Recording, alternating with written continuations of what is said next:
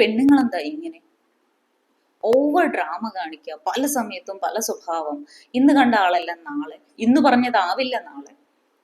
എന്നാലേ ഇതൊന്നും അവളുടെ കുറ്റമല്ല. സൈക്കോളജിക്കലി ആൻഡ് ബയോളജിക്കലി ഇതിന് വ്യക്തമായ കാരണമുണ്ട്. പുരുഷന്റെ ഹോർമോൺ സൈക്കിൾ 24 ഹവേഴ്സ് കൊണ്ട് റീസെറ്റ് ആവും. എന്നാൽ അതേ സമയം സ്ത്രീകൾക്ക് അതിന് 28 ദിവസം വേണം. സ്ത്രീകളുടെ ജീവിതത്തിൽ 4 ഫേസുകളുണ്ട്. ഈ 4 ഘട്ടങ്ങളെ നമുക്ക് 4 ആഴ്ചകളാക്കി മനസ്സിലാക്കാം. ഒന്ന്, മെൻസ്ട്രൽ ഫേസ്.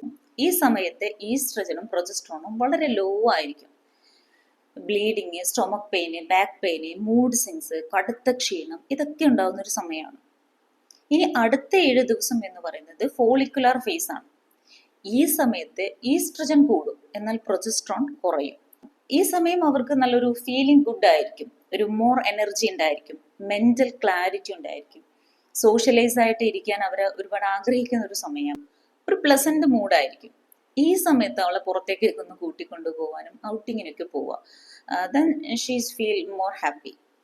മൂന്നാമത്തത് ഓവുലേഷൻ ഫേസ് ആണ്. ഈസ്ട്രജൻ അറ്റ് ദ പീക്കിലായിരിക്കുന്ന ഒരു സമയം. ഈ സമയത്ത് അവളുടെ ഒരു റൊമാൻറ്റിക് മൂഡ് വർക്ക് ആവുന്ന ഒരു ടൈം. അവർക്ക് നിങ്ങളോട് കൂടുതൽ അട്രാക്ഷൻ തോന്നുന്ന ഒരു സമയം.